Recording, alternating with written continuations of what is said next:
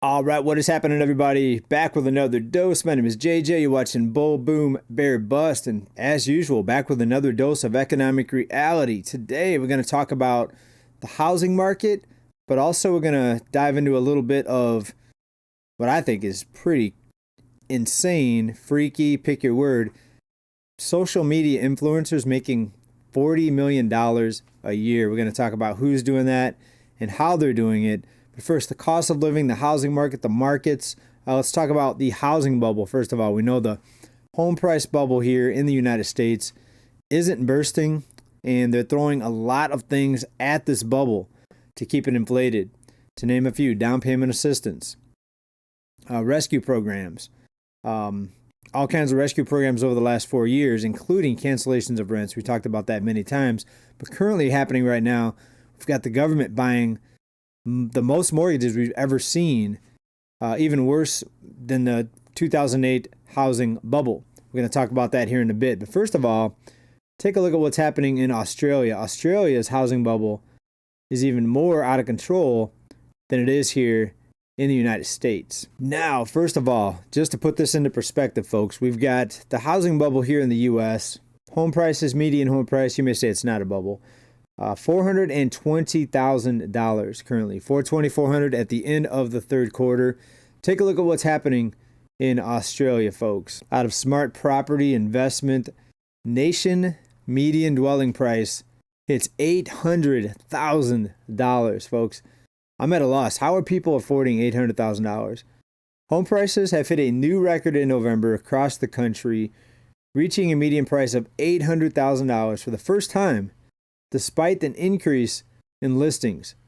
So inventory has increased, but the price is still $800,000. A new report, home prices rose by another 0.15% in November, representing about a 5.5% increase over a year ago. Quote, while housing demand has remained resilient to persistent affordability constraints, we have seen the pace of home price growth slow since earlier in the year. What's happening similar in most of the United States is home prices are still going up, just more slowly in many areas. But overall, home prices are down in the U.S. Let's go back to this chart here. We're down from the peak of about, 442,000. So we're down about 20,000 from the peak. Doesn't mean that that's the end of the housing bubble. There could be new all-time highs, folks. It depends on what type of programs are implemented to try to keep the bubble inflated. But we're going to dig into this more as far as the Australian home prices to try to figure out what they're doing different in Australia. Let's just go ahead and read a little bit here. Across the country, the annual price growth, 5.5%. After 2 years of decline, home prices in Hobart continued to recover over the month, and they're talking about Hobart, which is 682,000. And also you have places like Brisbane at 868,000. Perth, Brisbane up 18% and 14% year over year. All right, so this doesn't get much into it. We're going to have to dive more into the Australian housing bubble because to me that is crazy. We're going to find out what they're doing over there different from what they're doing here. Or are they doing the same things, just more of it or on a larger scale, right? We'll get into that. But back to the U.S. housing market, home prices, down payment assistance program, folks. We've got Wells Fargo out there, and what are they doing? They are expanding their down payment grant program now. $10,000 grant. Wells Fargo has expanded the $10,000 down payment grant program for underserved borrowers to an additional 12 metro areas. And we've talked about this before. This is one of the things that's keeping home prices propped up. Normally, when people can't afford a down payment, they're done. And they really should be done. If you can't afford a down payment, it may not be a good idea to buy a home, especially at these prices. But what they're doing, instead of allowing home prices to correct, is they're throwing more money at the problem, assistance programs. And we've seen this going on for years, but we've never seen this. Even in 2008, it wasn't this bad, with over 2,000 different programs across the United States to help people get into a home. Also, HUD announces higher loan limits for 2025. again, because they're keeping the housing bubble inflated, they've got to find new ways to get people into homes. So now these government-backed loans, FHA loans, for example, are going to see higher limits. Today, the U.S. Department of Housing and Urban Development, HUD, Federal Housing Administration, FHA, is announcing new loan limits for calendar year 2025. Single-family and home equity lines, mortgage insurance programs, loan limits for most of the country will increase in the coming year due to continued appreciation of home prices over the past year. So this is part of the formula, folks, for keeping this bubble inflated. And let me just bring up a chart here. And we see the limits here: 1 unit, 2 units, 3 units, 4 units. Going all the way to the 4 units, $2.3 million. Wow. Different limits in Alaska, Hawaii, Guam, and the Virgin Islands, almost $3.5 million, folks. Different for loan limits. Anyways, you guys get the picture. When you have an unlimited supply of money, since we're no longer on any sort of limitation as far as how much money you can just conjure up, the sky's the limit, folks. The sky's the limit. And if people can't afford a home anymore, it's just going to be more institutions in corporate America, and not even corporate America, multinational corporations buying up homes and keeping the bubble inflated. Where does it end, folks? I'm afraid it may not end unless we see something scary like the 2020 health crisis come in, health crisis 2.0 or something on that level, or something worse to come in and bust these bubbles. But without something like that, folks, I think we're going to continue on to new all-time highs in the housing market. It depends on what they throw at it. It also depends on the new administration, what's going to happen with the unprecedented things that we're going to see unfold here in January. Unless something derails it, we've got a lot of programs that I don't think any of us have ever seen before in our lifetimes that are likely to be implemented in January. So it's going to be very interesting, and I'm continuing to stay on kind of the defensive side of things as far as how much I have invested in the markets and everything else here. We've got another one of these Fed goons out there. This is out of Bloomberg. More rate cuts likely needed over time. Here we go again, folks. More keeping the bubble inflated, keeping the illusion of economic growth alive with lower rates. We're going to have more debt forgiveness programs. Student loan payments are going to have probably more, I'm guessing, 2 things in student loans. Forgiveness of some student loans for certain people, certain groups, and then assistance with the payments and different types of structured ways to help these people repay their loans that they really can't afford, right? If these people had to repay their loans on a regular schedule, you would see the economy tank because they wouldn't be able to go out and spend money elsewhere. Most of their income would actually have to go towards these student loan payments, or I should say most of their extra income, or what they have as disposable income. But more rate cuts likely needed over time, even though price levels are still elevated, the bubbles are still inflated.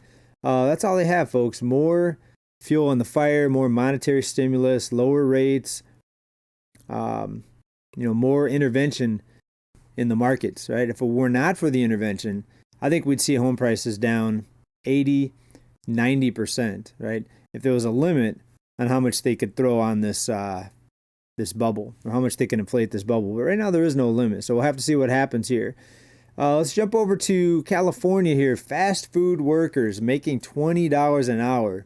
Imagine you're in high school, you just got your driver's license, maybe you're 16, 17, get your first job, and you're already making $20 an hour. Not bad, right?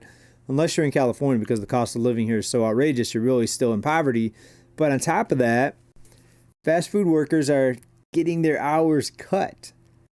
So great, $20 an hour, but I'm only working 4 hours a day and 3 days a week. So I'm still in poverty. Even if I was working full time, I'd still be in poverty at $20 an hour here in California. But it depends. It depends on your living situation, your overhead. Maybe you live at home with your parents and you don't have any bills. Maybe your parents aren't making you chip in. So $20 an hour, heck, you could really go and party on that. You could probably even travel and do a lot, depending on your thing. But if you're on your own, if you're having to pay your own housing cost, and hopefully not having to raise a family on $20 an hour, because that would be barely, not even scraping by. That would be, people say barely scraping by. You wouldn't even be scraping, right? You wouldn't be scraping. You wouldn't even be touching the pan or whatever you're scraping, because it would be like, again, living in poverty. And it looks like many CEOs do not like what they see.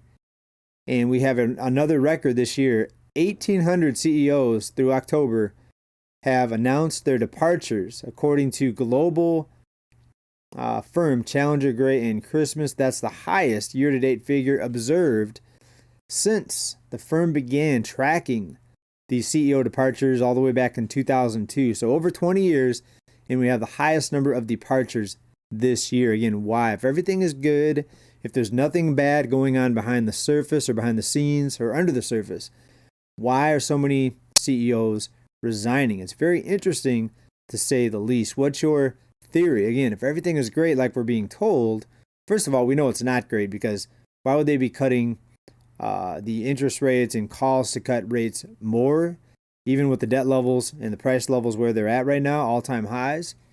Why would they be doing that? But then why are all the CEOs resigning? CEO exits up at unprecedented rate, study finds. So that's being reported many different areas, right? Let's talk about social media and how people are making a lot of money on social media, folks. This blew my mind. I'm going to bring up a list here. Social media influencers, and these are just people on TikTok here. Look at this. Number one, Charlie D'Amelio, $17.5 million net worth, 133 million followers. Dixie D'Amelio, I guess they're sisters. Okay. 10 million. Addison Rae, 8.5 million. Bella Porsche, 5 million. Oh, finally a dude. Josh Richards, 5 million. Chris Collins, 4.75 million. Avani Gregg, 4.75 million. Now, one of the articles that I read was actually an interview, and somebody is out there making, what they're saying is 40 million a year, but they're making it off of TikTok. So they put out videos on TikTok to gain a following, but then they charge people extra to go to their OnlyFans page. And I don't know if there's a lot of perverts with a lot of money, but this person is reported as making $40 million. All right, folks, so she's not on the list yet. I think this is her year where she's actually blowing it out of the water. Sophie Rain earned $43 million in a year, and this is her. Basically, the podcast host was asking her how much she makes, and she was scared to say it out loud, so she handed her the phone, and the girl read that just in that month. Let me fast forward a little bit. Take a listen to The this. final boss when it comes to OF, right? Is that what they say? Yeah. Is that what they call it? Mm-hmm. And I know you saw the clip of Julia making $400,000 a month, so I just need to know, like, how much are you making a month? I don't know if I. She makes I don't so really wanna hurt much, your she's feelings. afraid to I just don't say. Hurt my feelings? What do you mean? I don't want to say. You don't have to say, just show me. Yeah. Okay, yeah. She's making so much, she doesn't want to hurt the girl's feelings. And I won't break.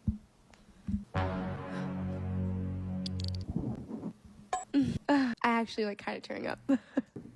$4 million? $4 million in a month? In a month, folks. Is she lying? I don't know. She didn't show the phone. She didn't show the screen. 400,000 the last 7. Even if she showed the screen, maybe it's fake or something like that. I can imagine people paying this type of money. I guess if she has 1 million followers, it would just take a couple dollars, maybe $4 a month at 1 million followers. People paying for this content. Not even, it's more than that. Wow. I can't even be mad at you. Like, this is y'all's fault. Like, how do y'all men even have that amount of money? You have wives, children, baby mamas, bills. Women, if you're seeing this, go through your man's phone. Because $4 million a month, I promise you, you will find that link in his search history. Go to private. Go to the private tab. It's right up. Sophie Rain, Spider-Man video, bot. Sick, you weird. People, this is what people are spending their money on. This is how these people get rich, because people go out and they spend their money on this. This is what I talk about on this channel. Why are people giving so much money to somebody like this? Why? Right? The same thing with athletes.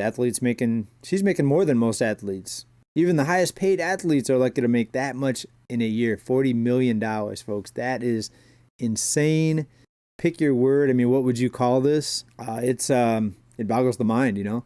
I thought sports was bad, where people go out and spend thousands of dollars to watch a football game. When it comes to travel and everything else. If you're talking about the Super Bowl, 10,000 plus in some cases. But this is what is enabled by people just having all this credit available. And I could bet you the average person paying to watch that type of content, I bet they're in a lot of debt. So one person's debt's another person's fortune, unfortunately, folks. But that's where we're at. What do you think about this, folks? What do you think about the housing bubble? Australia, $800,000. What do you think about the calls for more lower rates? Not looking to bring down the cost of living from what we can see. But we also have a battle coming up here as well, because we have a little bit of friction between the incoming administration and the central bank. We're going to see how that plays out. So much stuff to keep our eyes on, folks. We've got a lot of things to, I'd say, be cautious about, in my opinion. Let me know your opinion. I'll be reading your comments. What do you think about the 40 million a year TikToker? Turn OF. That's the name they give for the other platform that she's making money off of, if you know what I'm saying. So anyways, we're going to wrap it up. Everybody keep stacking. Bye for now. We'll talk to you soon. Bye for now. Pete.